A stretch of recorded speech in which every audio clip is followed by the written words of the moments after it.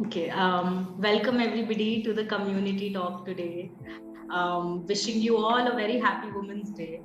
And also, in that celebration, today we have a truly inspiring figure with us for the talk, Dr. Uma Shankar. Dr. Uma is the principal at SIES College. She is also the head of Department of Philosophy.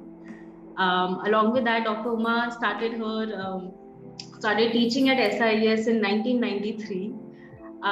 She's also been teaching postgraduate students at the University of Mumbai, uh, philosophy of Advaita Vedanta for the last 15 years. Dr. Uma is also a research guide. She has guided a number of students in their PhDs as well as their MPhil and masters.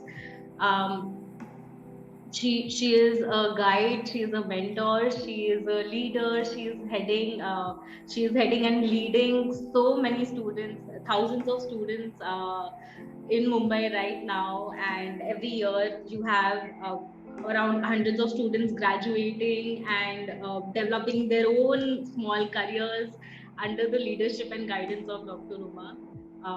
We are truly humbled, and a warm welcome to you, Dr. Uma. Thank you. Rather, it's my pleasure. I feel very honored to be part of this program, and I do not know to what extent I deserve all kind of feathers added to my cap, but I think I'll do justice to it to whatever questions you have.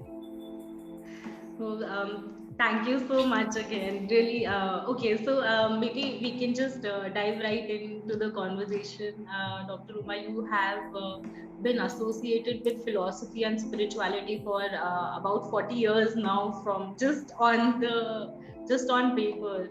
But I was wondering, when was your first interaction, or your first memory with philosophy or with Indian philosophy?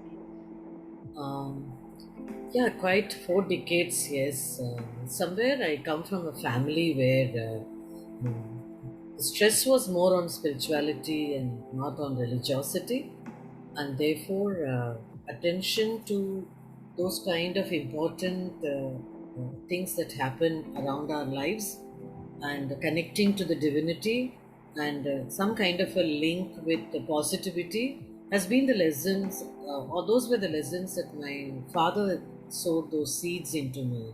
So a lot of conversation with my father, who is no more, been my first mentor or my first teacher. And therefore I dedicate a lot of things, a lot of my papers I dedicated to my father because the seeds were sown by him. Later on, a lot of people nurtured it. A lot of good teachers I got through my life, very inspired by them. And over a period of time, I could bring up a lot of fruitful accomplishments on my way. So I don't take much credit being grace at work, lot of goodwill and lot of blessings. And also I can say that I was very curious.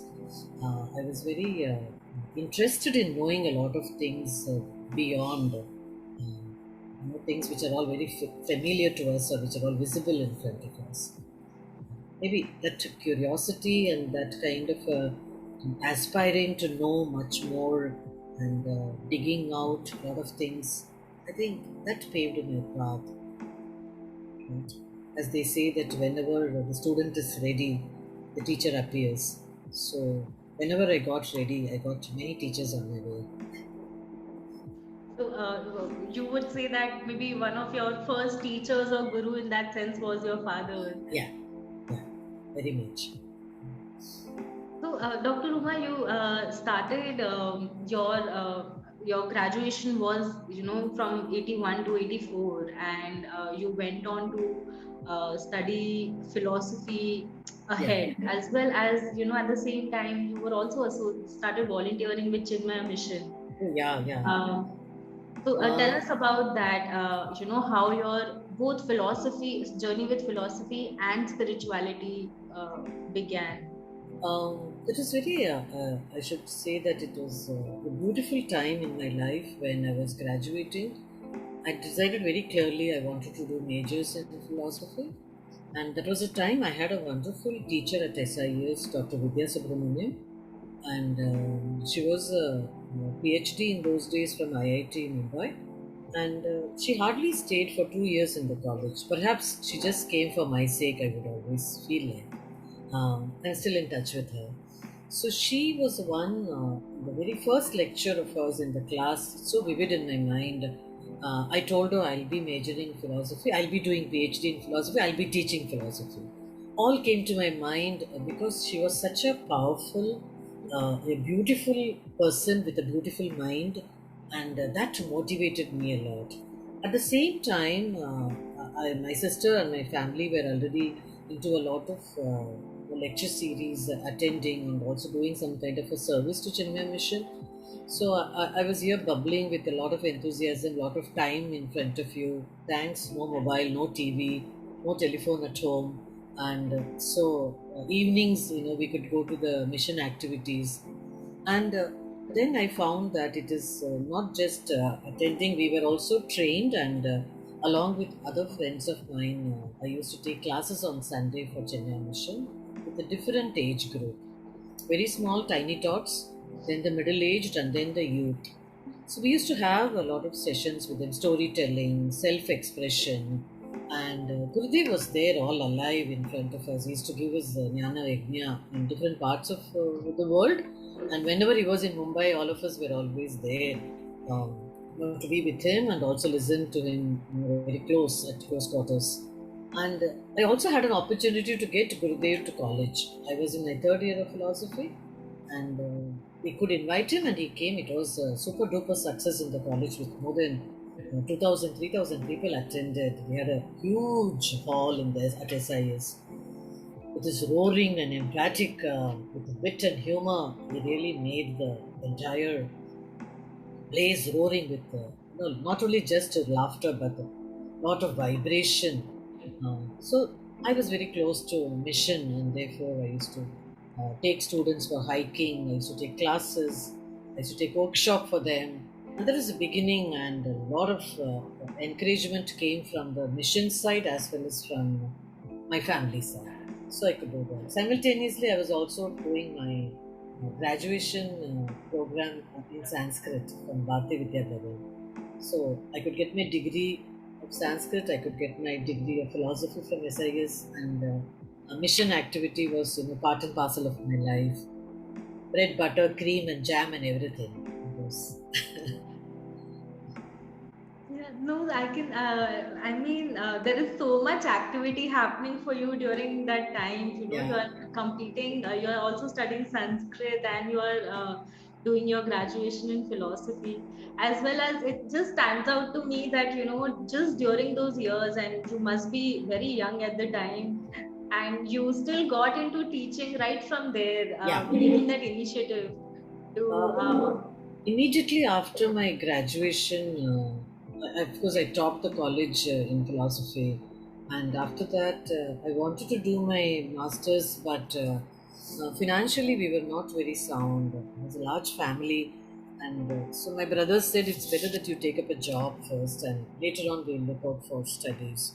But I must say, my teacher, mentor, and guide, Dr. Ramesh Dave from SIS College, he came home and told my father, the first term fees I shall pay for her, but do not allow her to, discontinue her studies. And that touched the entire family so much so that I took time to repay him later. But because of him, I could complete, and because of his blessings also. In TY, I just took college first, but in MA, I could be university first. And thanks to him, that I was also a passionate, major studying philosophy. We could choose our papers, and we could have a long discussions and one-to-one. And those kind of different kind of teachers from university used to come and teach us. That was also a very very academically very enlightening days. I had a lot of questions in my mind, and I used to go for all kind of discourses, talks by different people. I had met J. Krishnamurti. I'd met Chinmayananda. The energy was around. There were some Japanese light school people used to come and talk about them. I was interested in all of them. I was just trying my hands, which would actually bring the best and the right thing that would take me. So side by side, I was also learning Gita with my own teachers and which mission people. So there was learning, and also there was side by side teaching others and younger kids who were looking out for us. Those Sundays. That was how it was quite a pack. Thanks to the time, because we didn't waste a bit of the time. We didn't have any time to sit idle or do it. And in my house, all of us were voracious readers. So if all of us had come back home, we would share our experience of the day, and then all of us would take a book and sit in a corner.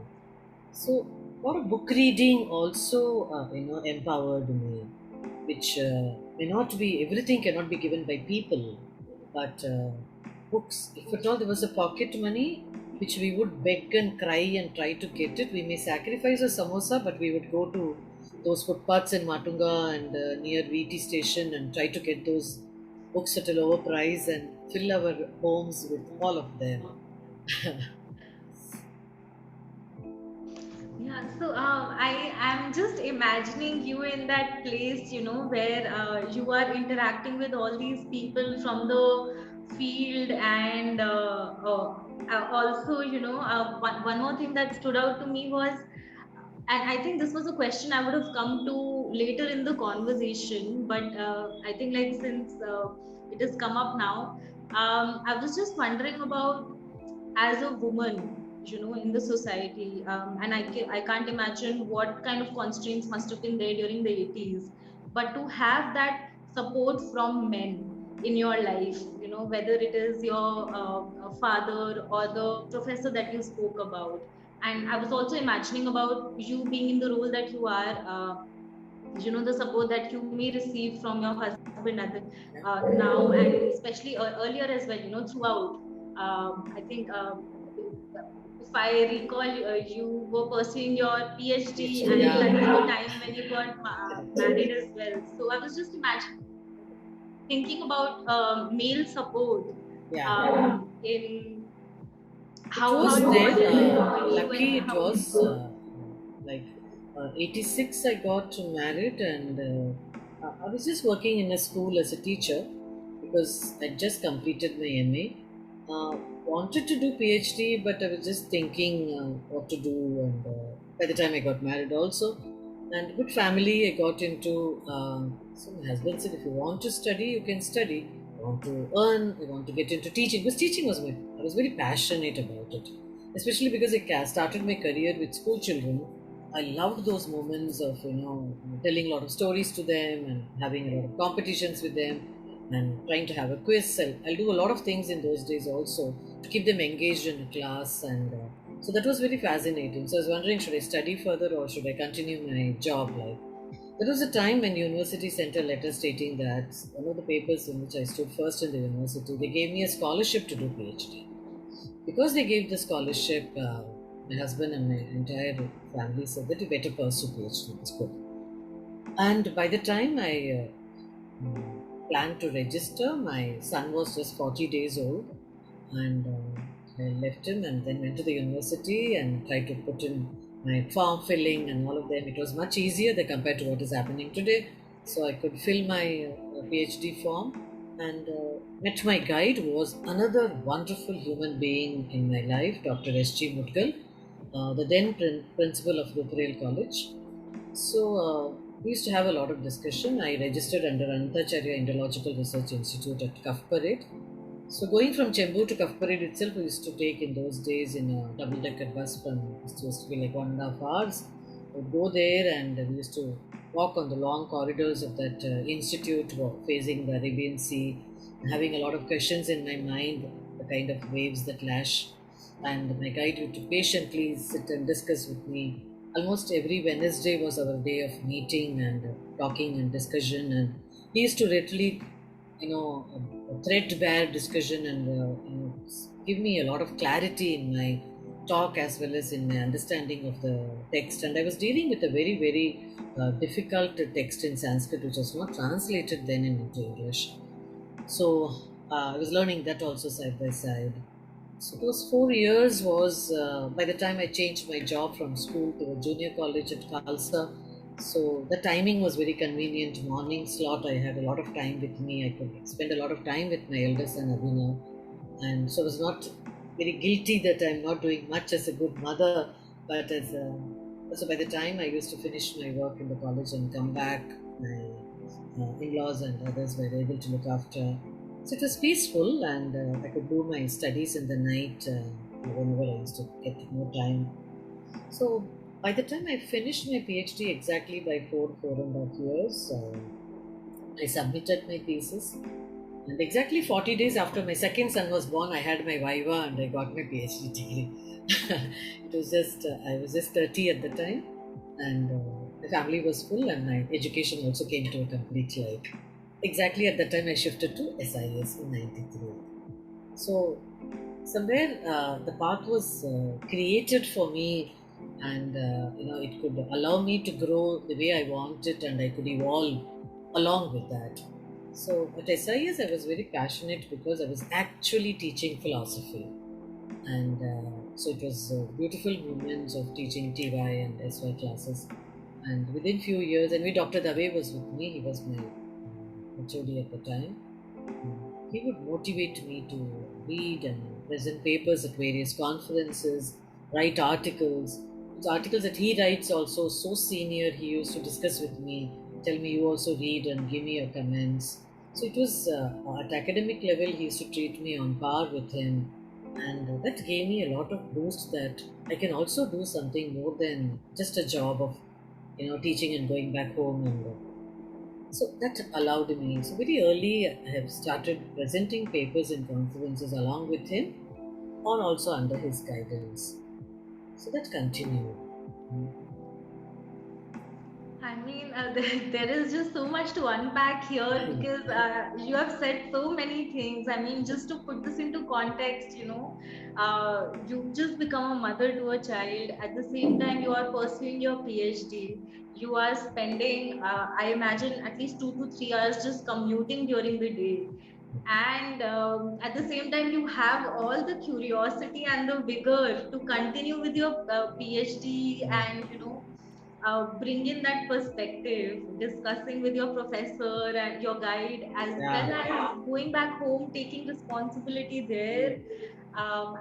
It's just, I can't imagine this.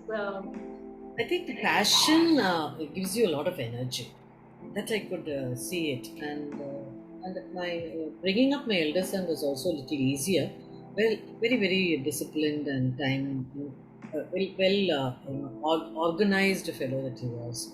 So my husband could really help me out when after I come back, manage the rest of the day, and after he used to go to sleep, and I could just take out the books and start reading for some time. And so it was I could plan and get the things organized at home also very well. And my mother-in-law and father-in-law both were good support to take care of the child in my absence, so I don't have to worry about it yet. And since we are all with the joint family, that also helped us a lot, in that. Side by side, these kind of things, certain things are, Aisha, we choose to get into a profession and all. But I was not satisfied with that. I just wanted to do something more, something read more, venture into different kind of philosophy was growing out in the world in various ways, and so we just wanted to explore those books, new books that have come, new ideas that have come, new philosophical schools that have emerged. All that also enthused me to explore those areas. So here also I used to be a voracious reader, so I could spend a lot of time. Uh, Instead of saying that I was reading a lot, I did not use my time in any other way, just simply going out, or just wasting time. Those things I did not even, it didn't attract me at all, or TV for that matter. I was never a TV person. So thanks to that, whether it's right or wrong, I do not know. But I'm not. I would rather sit in a corner and read a book or play with my children rather than watch some soap serials or news or anything for that matter. Those things never attracted me. So I used to have a membership of British Council, membership of Asiatic. membership of SIS college plus the university library. So just juggling with so many places, finish those books, give there, and again come pick up some more books. So that was a kind of which allowed me to grow. I'm not saying that I could get it very easy or it was a cakewalk. Uh, and every time I knocked at different doors to know things or understand more. A lot of students also came up and contributed a lot in my journey. Wonderful students in the early years who challenged and asked a lot of questions. All that also happened. It's a very important for a teacher to grow. Teacher is a not just a teacher; she's always a learner. And I can still say that I'm proud of my students today who are all in different part of the world. Starting with Dr. Kamala, she was my first batch, first student at SIES. Today, she's also, like me, a PhD guide. I think that is the greatest sense of satisfaction I can have to, take her also to a level which I envisioned of that kind. And I have different students wherever we go. They say that we remember you. You have taught us that. You have made life change for us. You have transformed us. It's nothing that I'm just allowing them to grow. That's all we are doing it. I think that's so important. So again, going back to your masters and PhD time, you are reading so much. You are also you have all these memberships, and you are just reading a lot. And even with philosophy during masters as well, I imagine that there must be different types of philosophies. There Yeah. must be Western Yeah, philosophy yeah. as well. So it makes me wonder, what made you choose Indian philosophy, and Uh, also in that your association with Advaita yeah. Vedanta. So one is not that Western philosophy we decry or we were. It did not much. What should I say? Attract me so much because of its sense of comprehensiveness in the system. Of course, I'm still a great fan of Socrates. I'm a great fan of Plato, Immanuel Kant. Some of them I still, we all very passionately teach all that. We love that. But perhaps again, it's a family background from where I come from. We were all we are called as Marthas, where we follow the tradition of Shankara. So Shankara's philosophy, irrespective of whether I'm an academician or not, has been already drilled into our system much early.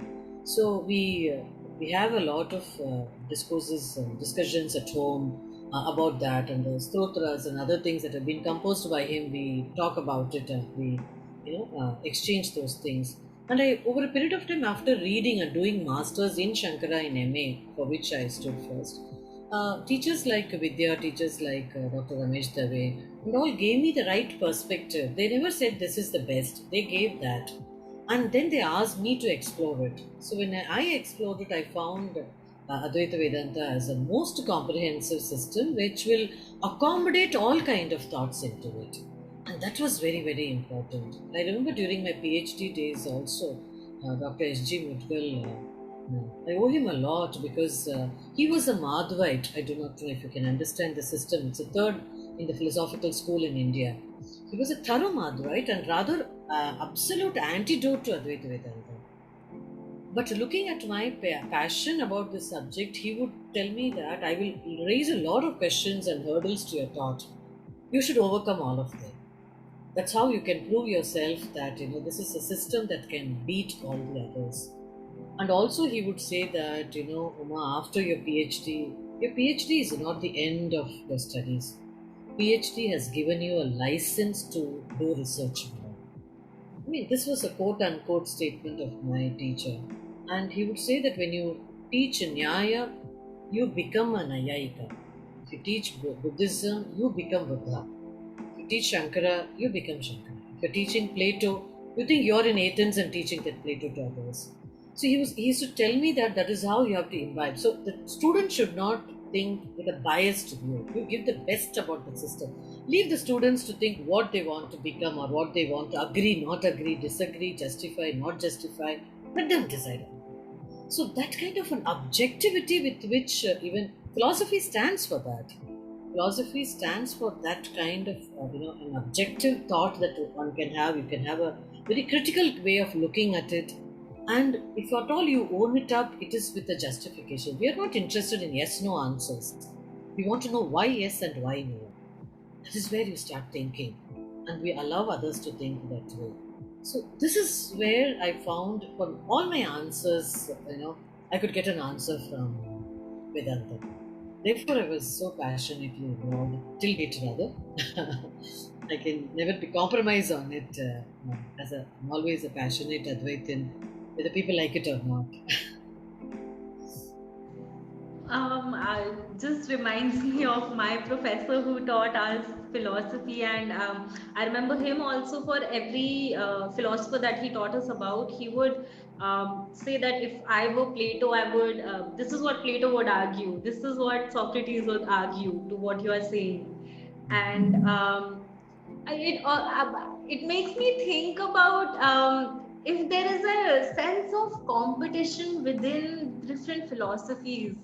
When we say that, when you are taking that on completely, and that like you said that your colleague professor was Madhavan, Madhvai, sorry, and you are and you are pursuing Advaita, and it's like you have to completely internalize in that sense. Yeah, precisely. So it just also makes me think that within the discipline there may be some sort of competition that or uh, I'm not that some sense of competition that comes from within So you beat about the what you other. are doing.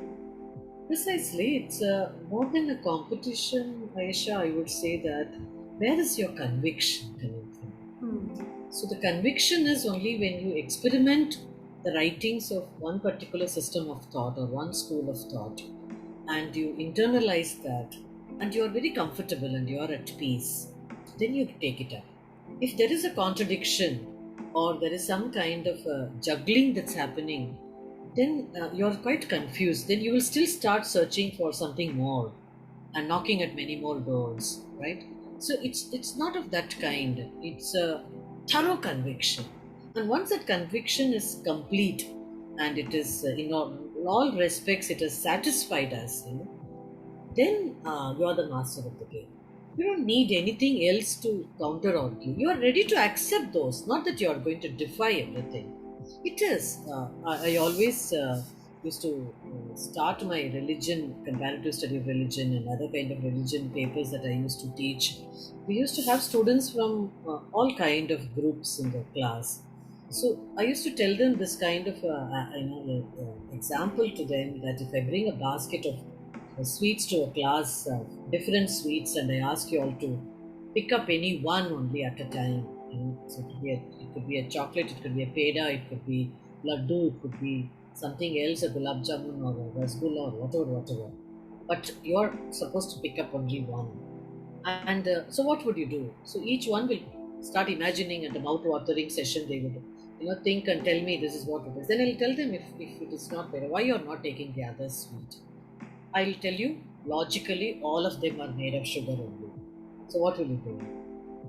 They won't have an answer, but they would say that I don't like laddu, but I like rasgulla only. So logically, I can tell you it is. If I put it down in a chemical format and all of them putting into atoms, they are all just sugar. But it is the reason is they are not unable, they are not able to say that I want sugar in this form. That is what matters. For us, all of us want something in a particular format. If we are happy with that, we are satisfied with that, then we are cool. Or else we keep asking for it more and in a different, and we are never satisfied with it. So that conviction with the philosophical system, I got it in this format, that is fine for me.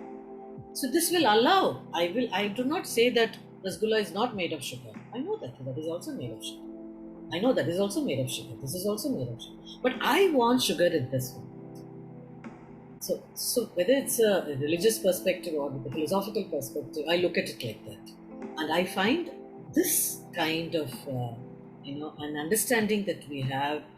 I can choose, and I'm convinced about Advaita Vedanta. And very early in life, since I got an opportunity to learn, and then I could explore a lot of scriptures, and later on I started translating a lot of works. Sanskrit into English, that allowed me to get it more, solid about it, and I could really get convinced on it. That conviction matters more.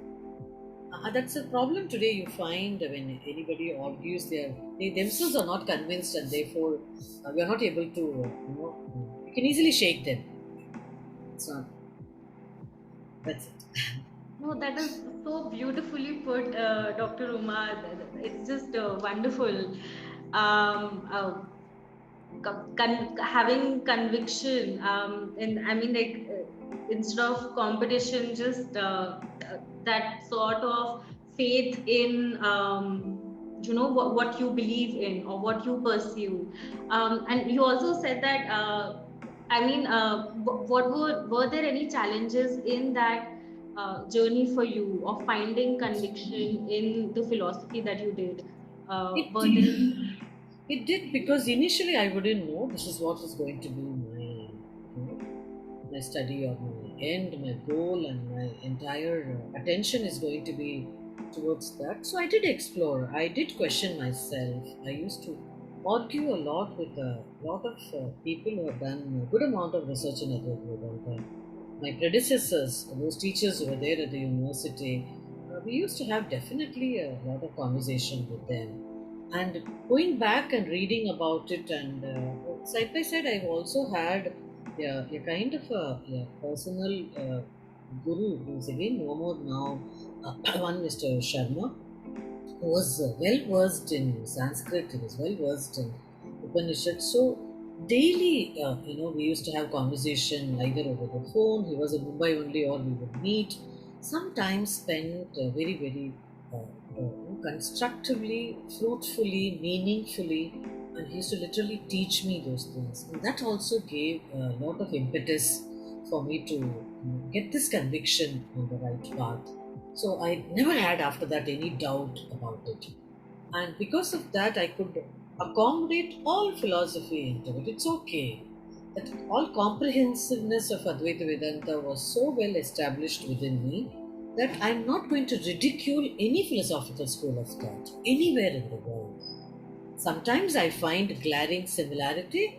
Sometimes I find they are in the periphery. There will be an opportunity for them also to come to the center. That's fine. Whether it's a Confucius thoughts or the thoughts of Lao Tse, thoughts of Buddha for that matter, or from the West, if you look at it, some of the wonderful words of Socrates or Immanuel Kant, I find so many of them are coming so closer to the thoughts of that, the center that I'm talking about in Advaita. So it was not, the initial hiccups could have been because I'm still learning, and after that it was just very nice. I could just sail through it. So, once you found that easy flow in that sense, and you were able to relax and ease into it, was there any moment where were there moments where you did question your conviction about? Yeah, I must. I don't know how hilarious it may sound to you. I was reading a lot of Ramakrishna Mission works also, because I was quite fascinated by Vivekananda's his entire journey and all that. So, as a rationalist, Vivekananda had asked a lot of questions to people after his college days. If people have read about his biography, is to just ask everybody, "Have you seen God? Have you seen God?" And invariably, this kind of a question that comes and attacks you like in front of you, people would say, "I worship God," or "I pray to God," or "I believe in God." Nobody dared to say that I seen God, right? So he used to laugh at all of them. So when you've not seen something with your sensory perception, how could you believe in it? And he used to throw them out with rationality. This Narendra, when he met Ramakrishna for the first time, and the same question he asked when everybody worshipped Thakur as a symbol of spirituality, a man of ecstasy, his transcendental wisdom. When this man smiled at him, and when Narendra asked the same question to him, "Have you seen God?" He said, "Yes, as clear as I'm seeing you." He was shocked. Somebody who could make shut Narendra's mouth for the first time was It was Ramakrishna. And he was asking, "Are you telling the truth at all? Have you really seen God?" He said, "There is divinity in everybody. Why are you doubting it?" So I see the same divinity in you. So as simple as I'm seeing the others, one, I've seen God only, not only in you, I'm able to see in everybody. And that he meant it. It was not just a statement, right? So this had created a lot of impact in my mind as a child, when I was exposed to Vivekananda. So when I met my guru for the first time, Sharmaji, I asked the same question to him. Have you seen God? Then only I believe. He said, whether I believe in God, you leave it aside, but I shall make you a goddess. That is for sure. I think that really put me off, so much so that he could bring in that divinity in every human being, the way Ramakrishna could say it. And together we could do a lot of good work. Sharmaji and myself, we have translated a lot of work of, because both of us were very attracted to Ramana Maharshi a lot, because my father has seen Ramana, the saint of Arunachala. We have seen him, and that story also has given a lot of impact on us. And we have written translated work into Tamil, and Tamil to English, and English to Tamil. All that we have done it together. That was in the 90s. When my children have already started growing, and I was well established at SIES, I could spend my afternoon time doing these kind of work. So these are the kind of a catchy moment to get into it, because Vivekananda is one center today who talks about the practical Vedanta side, which is much easier. Doing service to human beings is actually the service to God. I think that will satisfy every human being who is walking on this planet. Nobody will question it. So simply he has put it. So that kind of divinity, that kind of a connect with everybody, if we are able to establish, I think we will be able to capture what we are trying to look out for, a meaning or a purpose in life. At this moment, I would request you to please tell us a little bit about Advaita Vedanta, just Yes, a little definitely. bit about the philosophy. Yeah. So Advaita Vedanta, to make it very simple, to like an arm janta to understand it. And actually, Shankara also, let me make it very clear. Shankara never said that this is a system that I have found it. No, he made it very clear. This is a system which is perennial, which is already there in the Upanishadic writings and all of them. I have only propounded the philosophy. So you just, it's like an assimilator, one who could put all of them into a particular order, because he had a very logical mind. He had a penetrating intellect, and he was a phenomenal usage of words. And he was a prodigious child also. So all put together, Shankara could do all of them. So in simple words to understand Advaita Vedanta is, there is a principle which is governing everything in this universe. That I don't think anybody will deny, whether from the rationalist to the atheist to the agnostic or the scientist for that matter. All of them will believe there is a force, there is a principle that is governing everything. Right? So if you look at it as an individual, there is a life force in us, right? And if I look at outside, there is a force that is governing this entire universe. So the plants are moving, the flowers are blooming, the rivers are flowing, the birds are chirping, the animals are walking, the human beings are thinking. Some human beings are talking now today with you.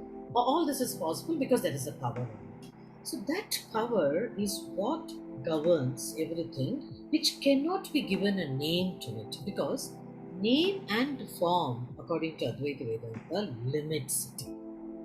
For that matter, language limits it. If I have to express uh, that principle, it's the only way to do it. Shankara says very clearly, one of his beautiful shloka, he says, Mano buddhi ahankara chittamina name jati veda name vritti shanka chidananda rupo shivoham shivoham. I am not that manas, I am not that buddhi, I am not those senses. Then what are you then? How do you understand that principle? He says it's only by experience. So that experiential reality which all of us at all time, actually we are in it, that philosophically speaking is called as Brahman. So Brahman is not Brahma, Brahman is not God, Brahman is not with the form. It's not that. It's just you have to address something to that principle. So they have called it as Brahman. That's what the Upanishads have given the name. So Shankara uses it. So if it is at the individual level, he says you can call it as Atma. Atma is just this a life force, you call it as a soul, you call it.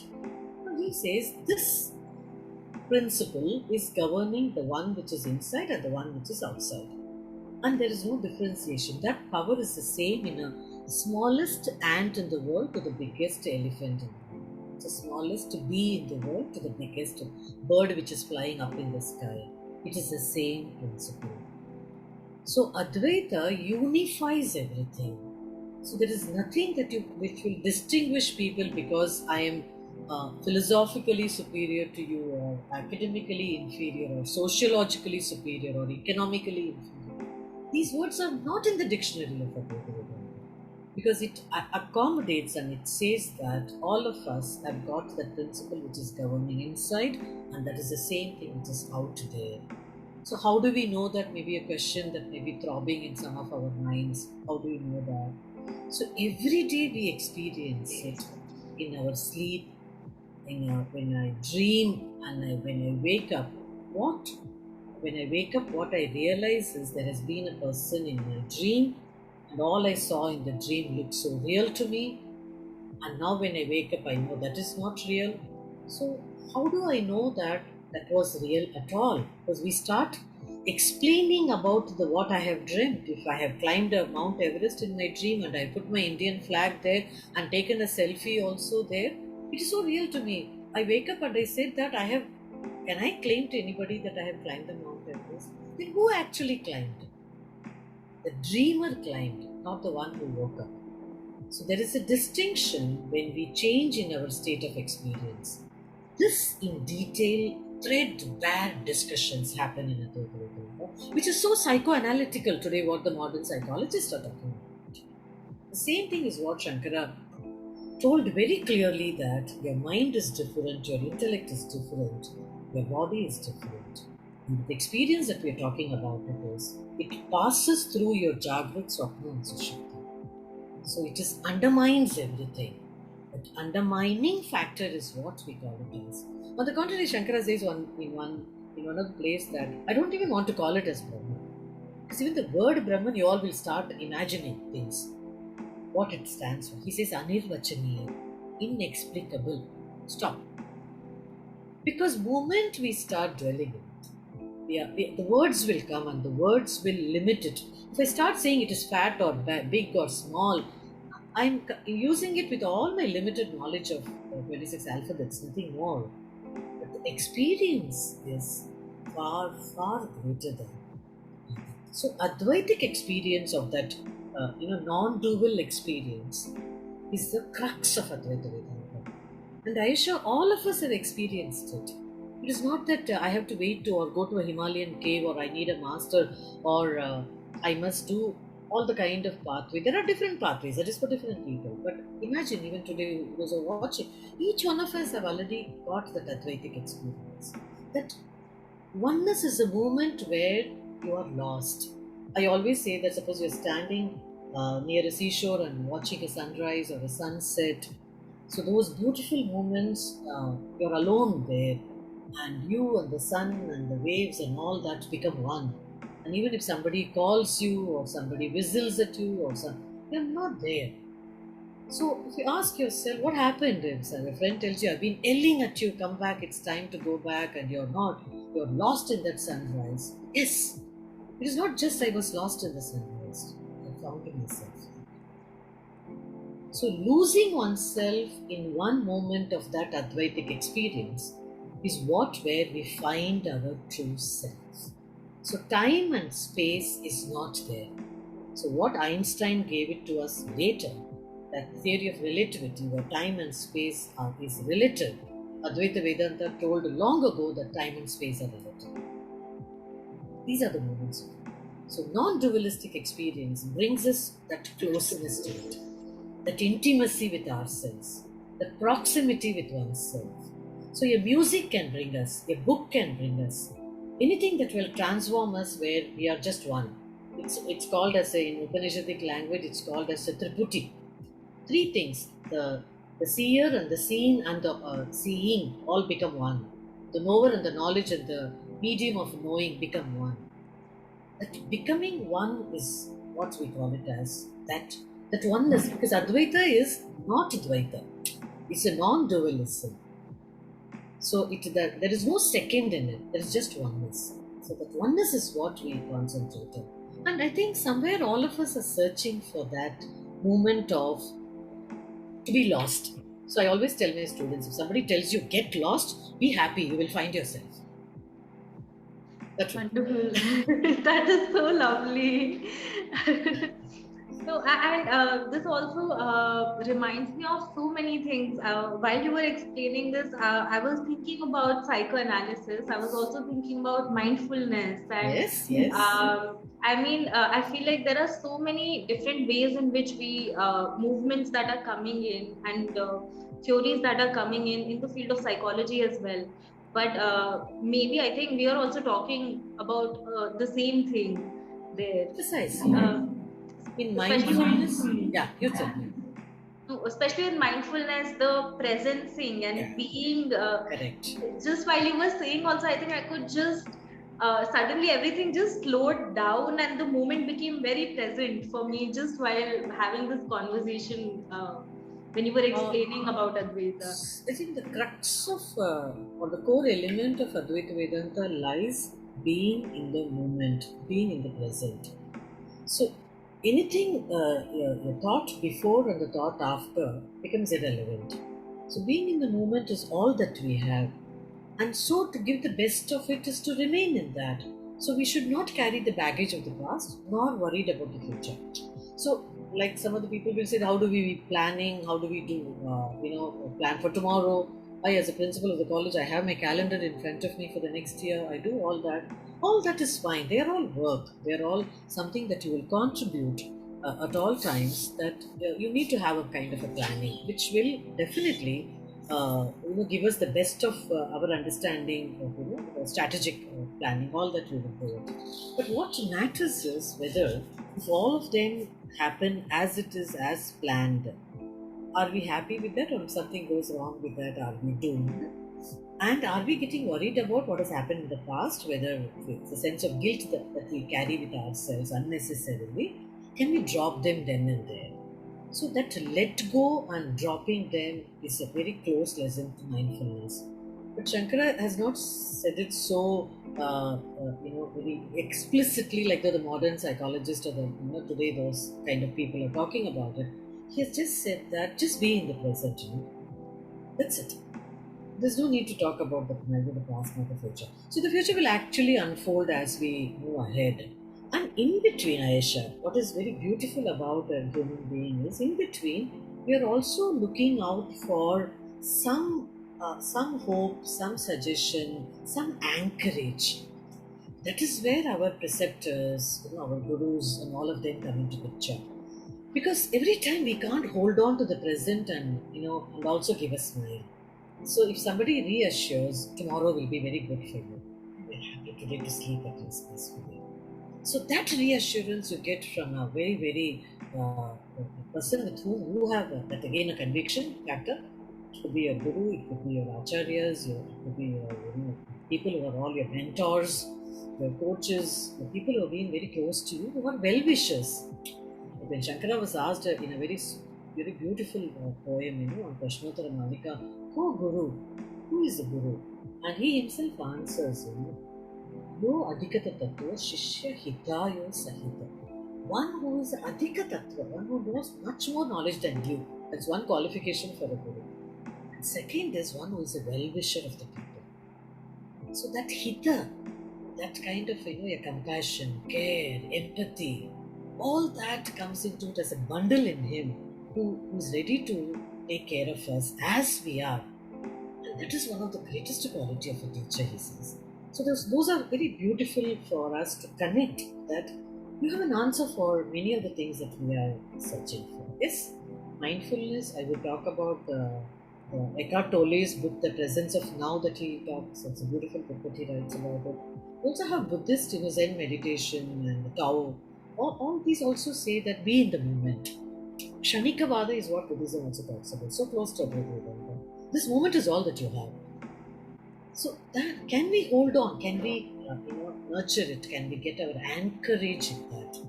So for that, one has to prepare this. The preparation is a lifetime, it's kind of a lifetime process. We may need to read books, we may have to meet people, we may have to let go anger, we have to throw away a lot of muck that we have carried with ourselves in mind, prejudices, we have got stereotype thinking, a lot of things which has already clouded our mind. We have to throw all of them. Then we can be at it. Right. Thank you so much, Dr. Uma. Now, there are two places I want to take this conversation, and okay, let me begin with maybe reading out something while we were researching about you. One of your colleagues had something beautiful to say, and I just want to read that out to the group and to you. This is this is Kamla Srinivas. Dr. Uma has already spoken about her. She is Dr. Uma's colleague right now at SIES College, and she says my association with Uma ma'am is almost 30 years old. She is truly my teacher, mentor, philosopher, and guide. In the real sense, Shishya being groomed by the Guru. As a research guide, she has encouraged my independent ideas in the research work and supported as a pillar from the start of the research to the journey till date. As research guide, she has the uniqueness of making the researcher being at ease, and her open attitude is always welcoming to us for us to approach with any kind of doubt, question. One more quality which is worth special mention about Uma ma'am is to find solutions for most difficult problems in the field, academic as well as in life. Her wit, humor creates a healthy atmosphere around creates a healthy atmosphere around in her presence. We at SIES believe that her spiritual energy spreads positivity in and around. That is what Kamla ma'am has to say about you. Thanks, Kamla. and and also it just show I wanted to talk about the Guru Shishya relationship, because you have talked about so many gurus in your life and people that have had big influences on you. But it also feels like now you being a leader of the institution, and also so closely guiding students in their thesis and their researches. How is the role of the guru for you, and how is that role for you, and what is your relationship with your students, and how do you straddle that dynamic? Uh, See, a guru, I was once upon a time, or even now, I'm a student, or I'm still a learner. And when I meet my teachers, who are some of them who are still around, first thing is certainly bow down. I get very humbled in front of them. So, and I also see the other side of it, the huge gang which have also come along a long way, looking at me as their mentor, or their looking at me as their teacher. So, definitely, it's like all of us are like a single, a candle with a light, and I'm just lighting many more. So, somebody has lit me, my gurus have lit me, and what I'm doing is only sharing the same light with many more people. And as I give to different kinds of people in different walks of life, they are able to wade away the darkness and move ahead with their own light. They may add a little more fragrance to it, because there's an individually, all of us are different, thanks to it. Otherwise, it would be such a boring world. And that difference is what has allowed them to grow in such a beautiful way independently. All that we do is only to give that space to them. All we have done is only to allow them to grow, nurture it. If you are able to help in them, adding some more energy to it, they have also grown so well. Certainly, in this 30 years of my teaching, different students have taken up different pathways, and they are also well placed today in different corners of the world. And certainly, many of them are still in touch with me, because they could also get inspired by certain things that I have spoken, which they have carried with themselves, just as I had carried certain things from all the other. I think it's like an avichinna parampara. It just goes on. And what I have got it, the least I can do in this world to prove my existence, that I walked in this planet along with my co-travelers, is just share that. All that I have done is only share. Nothing I have spoken anything absolutely new or different. Maybe I would have given a different perspective, which some could have accepted, some would have not accepted, or some would have allowed to edit it and used it the way they want it in their own way. They would have added a little more sugar and a color to it because they want to look at it like that, while I was okay with what I got it. So certainly I enjoy being a role as a student with my teachers, and I really loved those moments when I learned, whether it was under Vidhu or with Sharmaji for a long years of time.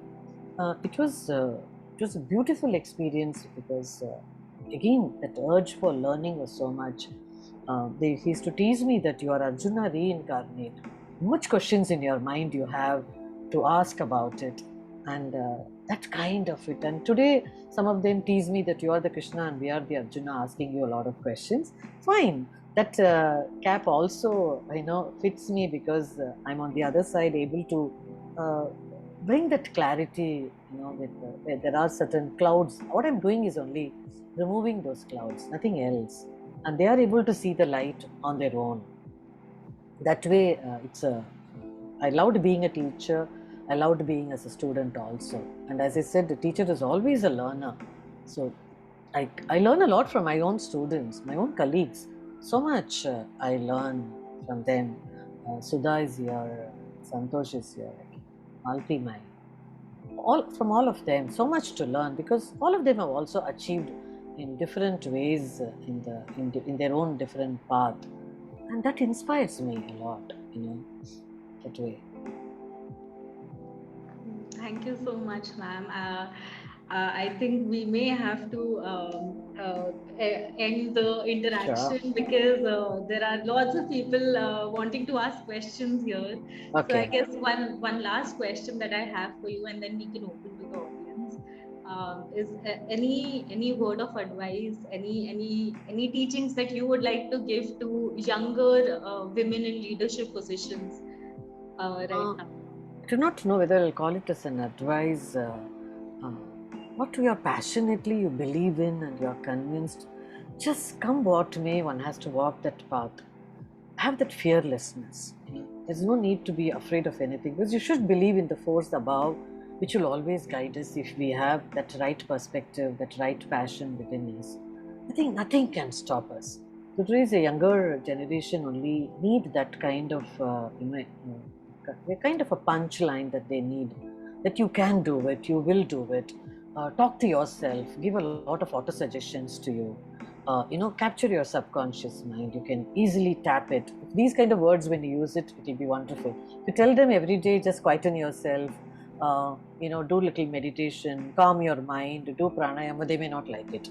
But you tell them to have these auto suggestions, bring in a lot of positive energy into yourself.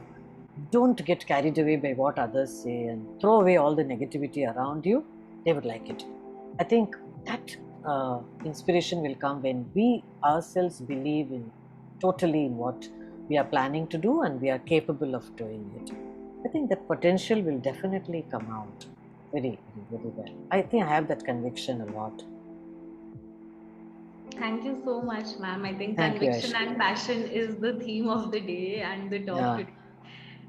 It's been so lovely getting to know you. I think we'll open up to the audience now. If anyone has any questions, please feel free to type in the chat box or ask. Raise my hand. Could I please? Yes, Sachin. Ma'am, it Yeah. has, this whole time I have not been able to move from my chair. I've just been, it's like listening to poetry or music. And thank you, Aisha, for that lovely, you were able to get so much from her as well. And it's almost feeling like there's so much more, and there's can't get enough on that matter. But I'm so amazed to hear about your own experience. You have even met J. Krishnamurti, to these fantastic thought leaders or philosophers of the world at this point of time. The discussions that you have been having with people, I'm just getting goosebumps thinking about it. And so getting to hear you even share those things has been just fantastic. You mentioned this part about uh, specifically with Advaita, where you are understand that non-duality is coming from the fact that the subject and the object, and the process of the differentiation of subject and object is kind of all one. And you had talked about, and the beautiful example you gave of the sunset, where you may just, for that moment where you're just lost in that thought, right? And what that got to me was the experience that I get sometimes from reading. Yes, of course. Yeah. Of So course. when I read, I just lose myself. I can't hear anyone. I'm not able, and I'm completely lost in the story. But I'm not necessarily sure if I have a particular identity in that process. When I say when I'm reading that book, and even if it is fiction, for that specifically fiction, I think. But when I used to be reading that, I wouldn't necessarily become a character. No. But I'm also not the reader. I'm somehow part of it. I'm able to visualize the whole thing, but I'm not part of it. But I'm also very much a part of it. I'm feeling emotions. I'm having thoughts. I'm having plans. I'm having dreams. I'm having disappointment. I'm having anger. But at the same time, I'm not that connected with it as well. So now, the way you mentioned this, this realization can be part of Power of Now, like you mentioned, Eckhart Tolle as well. Eckhart Tolle's book. So it's almost like the more I read or talk about these things, the more I feel like everyone is saying the same thing. It's just like the language that they're using is, of course, different. But when you try to get to the crux of it, so you have the power of now. If you manage to capture the power of now, you are capturing a piece of Advaita. Yeah, absolutely. And then you also have positive psychology, for example, where they talk about flow state, or the moment where you're completely in tune. So it almost feels like someone is capturing, it's like describing the elephant from different parts. Yeah, different parts. So what I was trying to understand is, in this entire process, and the power of now, like you mentioned as well, where the main thing is being here, being really present. And like most of us, we were really present in this conversation, and we felt ourselves losing in the conversation. Right? Do you have any thoughts on the application of this Advaita? I know you mentioned like meditate and but from a thought perspective, or from an understanding. I think you wanted to actually nail it in such a way, Sachin, that where does it lead to? Even in your own conversation just now, when you said that while reading a book of fiction, this kind of a possibility of that oneness, but you're not sure whether there is identity. I'll tell you, when will you know that there was an identity is when you step out of that. Yes. What happens is, after the sun, my moment with the sun that has happened, I come out and then I tell everybody I had a beautiful experience. If somebody tells you, tell what was that your experience, how will you tell it? Because language is limited, but language is the only medium of communication. So how will you tell? You will say there was a sun, I was alone, it was beautiful. That's all. What else will you say that? Because that experience is so personal, private, subjective. So when that is the kind of experience, when you wake up out of that, when you move out of that, you are able to talk about that experience in an objective way. During that time, you are just anchored. That losing, that finding is what happens. The whole endeavor is to stretch that experience for a long period of time. Out of your life. That is what JK also tells you, that you look at a rose blooming, be the rose. You become one. So are you part of... This is the language that confuses people. You tell people become the rose and they look at you like you are absolutely lost the plot. Like when I met JK 3 or 4 times during his talks at the JG School of Arts. So when I was telling him, I asked him, you explained this to me. So saying that, and I did it actually. where there was a rose plant at home and there is a bud and it's a day to blossom, you actually watch and you will see one petal after one opening up. I think that is one of the most beautiful things that nature can give us. We just buy rose for 10 rupees and bring it home. I do not know whether even a gardener or a farmer would not actually see that is what JK is trying to capture it, where every bit of it is a moment of magic, and be part of that magic. So what happens, as you are asking about the application of it, when I have many such magical moments in my life, I am less problematic to others. I am less complaining. I am less judgmental. I am less, even asking, demanding with people, with work, with everything in the world. I take on the role of an observer. Is that observer? You become a witness totally, and that is stepping out. That is where you feel, if I remember my guru telling me, if you get all the things in your life, whatever you ask for and you're getting it by end of the day, pat yourself, say it is bhagyam, means you're very fortunate. Okay, if things do not happen, say parama bhagyam. Prepare yourself that is also possible in this. Like the gratitude journal on steroids. Absolutely. I'm grateful for this thing, yes. but yes. not just that. You're taking that one step forward. Yes. You're like, what I didn't get, or whatever, I may have a sense of resentment or any emotion that we may not be comfortable with. Very true. Appreciating and showing gratitude towards that as well. And not getting it is not my choice.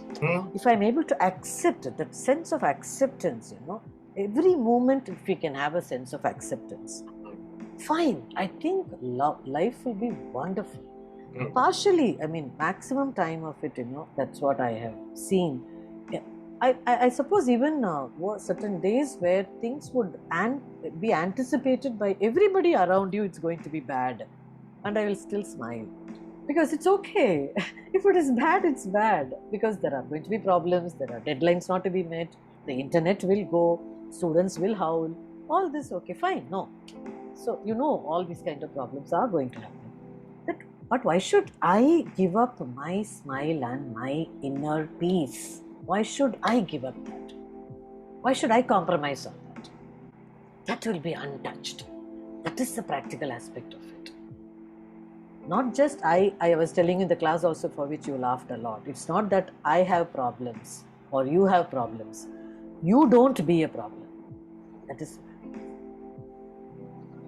One last thing, I'm sorry, I may just end up taking all the questions for myself only. But following up from the moment that you said, even watching a rose, it's not necessarily about, without the complicated poetic language of be the rose. Can you, if we tell the person, are you able to have the patience to be able to observe a rose for the time it's blooming?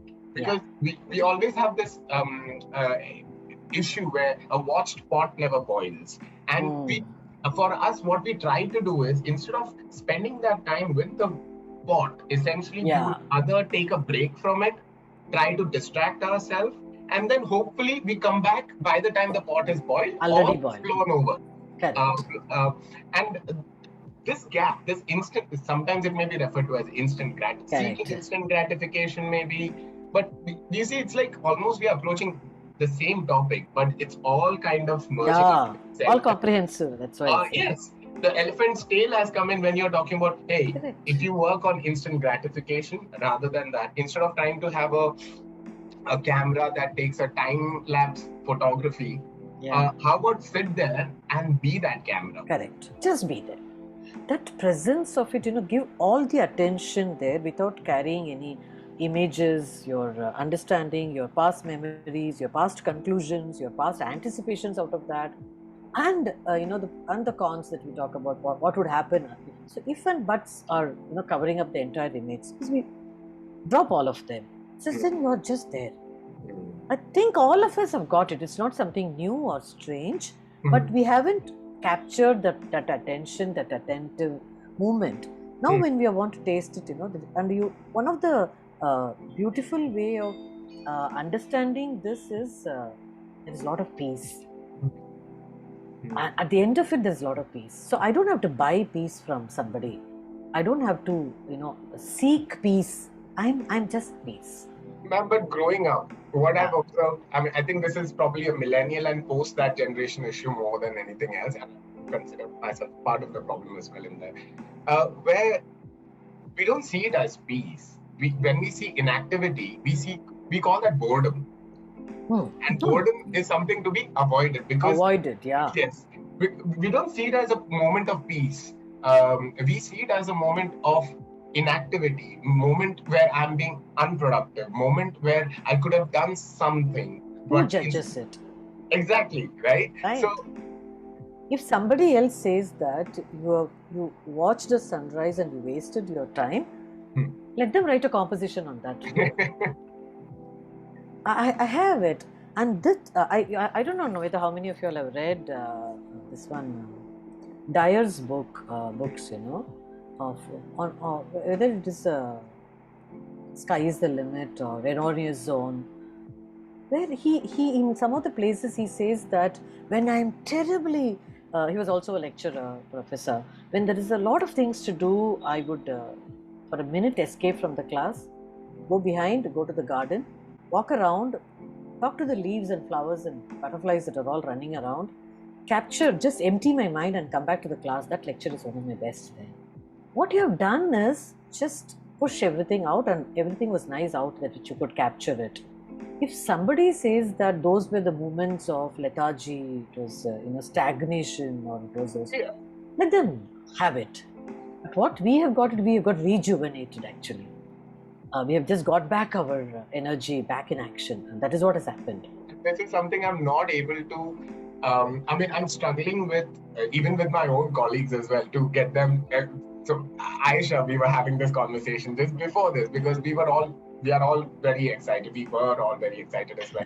And and I'm telling her, like, Aisha, just sit on the side for the next 10 minutes. Don't do anything. Just be okay to forget. Yes. Even if you think that, oh my God, if I don't hold on to this thought right now, I may forget this. I may forget the chain. I may lose the whole thing. But somehow there is this. It can feel magical without us really understanding the part. But that process of letting go and even allowing ourselves to forget almost counterintuitively helps us out. Yeah. So in this process, maybe we, as organizers or as program managers or all that, we may have to be a little more, organized about it. You can put as pointers in front of you. You can create a checklist. All that. Excitement is still high. Fine, wonderful. I think you should just enjoy that.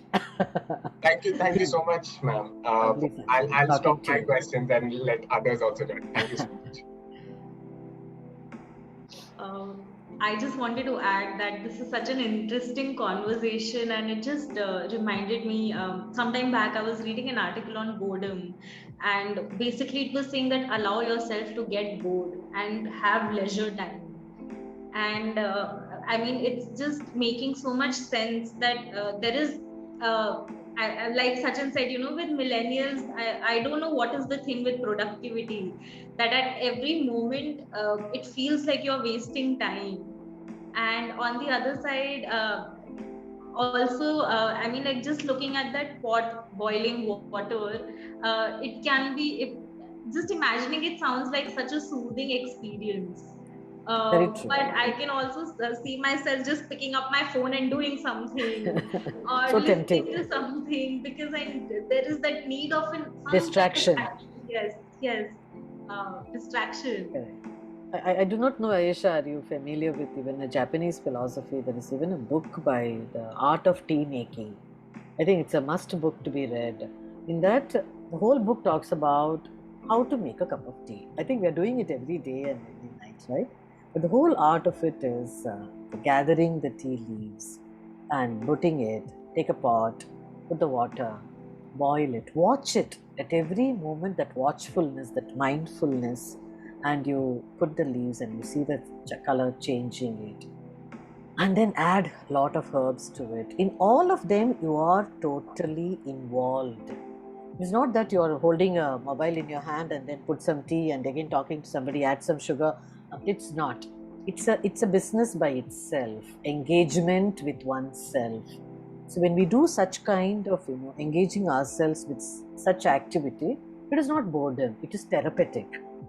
It actually rejuvenates us. So if every activity is taken in totality and we give our best to it without getting distracted, I think we are at it. We have solved the problem. Problem is we create problems by allowing ourselves to getting distracted. It is so very unethical, if I can use a very strong word. It's blasphemous because if a child needs our attention, we cannot use the mobile in front of them. The students want something from us, we cannot be using the mobile at that time. We should throw them out. So full attention is what we are seeking, and we ourselves need that full attention with ourselves. So there should be my time. There should be a quality time. There has to be my moments where nobody else, me, myself. It is not selfish. It is allowing myself to grow, outgrow, and that is very, very important. Wonderful, wonderfully put. Thank you so much, ma'am. Lovely talking to you. Are there any questions anyone has? Uma madam. Yeah, Santosh. You said name, word, and form. Yeah. Limit ourselves. Yeah. So, except you, whoever are in the meeting, how to practice this? What happens, when there is a name, form, I told you, is it distracts us. We'll have to drop them. I spoke about it in the context of the highest reality. These are the tags that we give it to everything, and then we get carried a chain of, there's an association of it continuously, right? Even suppose if somebody casually has told you that today what you spoke was very stupid. Finish, my day is lost, then, right? What was stupid? What is my understanding of stupid? All that, and I start imagining a lot of things. If I can say that each one can have an opinion of their own and I leave it aside, I have to only concentrate on what I have said it. So in the Advaitic language, when we say it, Brahman cannot have a name, Brahman cannot have a form, Brahman cannot be spoken in terms of words. So we are talking about something very, very personal, experiential. That experiential, that it's like, if I, again, coming back to a very existential philosophy, Santosh, if you ask me what is pain and I keep telling you, that was painful, and all that, still you don't understand the word pain. Unless I come and pinch you and I say this is pain, you experience it. Till someone who has never tasted sugar and keep telling what is sugar, and you explain it is sweetness, because that's the only word, it is mita, it is mishto, all these words you say it's not going to take anybody anywhere. You put the spoon of sugar into the mouth of the person, no, this is sweetness I'm talking about. So we own it up, we own that experience. So owning that experiential knowledge that there is divinity in me and that same divinity is pervaded across, I have to just feel it, I have to just experience it. I don't need to talk about it. There's no need for a language there. And the more I try to use language and words and idioms and figures of speech and what not, I'm actually going far away from that experience. So coming closer to it is to hold it on with that. That is what I meant by. To get that moment, we may have japa, we may have bhajans, we may visit places, those moments, like Rumi's poetry I love. So when I visited Konya, those were the moments of total loss. I really got lost there. To find myself.